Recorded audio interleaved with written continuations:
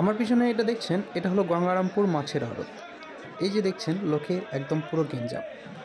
ভোর সকাল 3টেয় উঠে মাছ লোড করা হলো পুকুর থেকে গাড়িতে ভরে এই মাছগুলো লোড করলাম আমরা সকলে মিলে লোড করে নিয়ে যাওয়া হলো গঙ্গারামপুর আড়তে। এই যে দেখছেন গঙ্গারামপুর আড়তের পার্কিং, এখানে কতগুলো গাড়ি লেগে আছে দেখুন, অনেকগুলো গাড়ি লেগে আছে। তার মধ্যে এই গাড়িটা হলো আমাদের, দেখছেন। এবার চলুন আপনাদের একটু আড়তের ভেতরের ভিডিওটি দেখাই।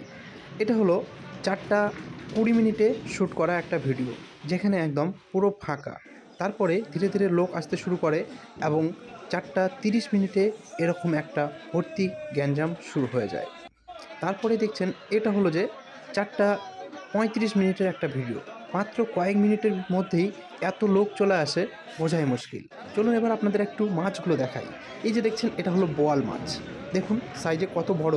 আর তার পাশেই রয়েছে এগুলো হলো যে চিংড়ি মাছ, গলদা চিংড়ি। এখানে অনেক রকম চিংড়ি আপনারা দেখতে পাবেন। এখানে দেখছেন গলদা চিংড়ি, দেশি চিংড়ি, সমস্ত রকম চিংড়ি। আর এই যে দেখুন বাজারের সবথেকে বড় পাঙ্গাস মাছটি, রূপচাঁদা, ইলিশ, সমস্ত মাছ কিন্তু এখানে রয়েছে। এখানে একটা বচসাও হয়ে যায় দেখুন দাদার সঙ্গে।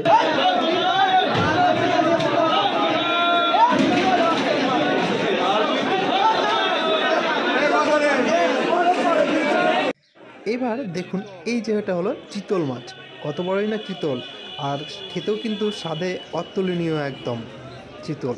তো এবার আপনাদের দেখাই মাছ বাজারটা, আড়তের বাইরের মাছ বাজার। কিন্তু এই যে এটা মাছ বাজার।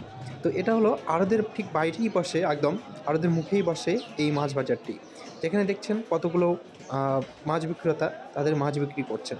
তো দেখা হবে আবার পরের ভিডিওতে।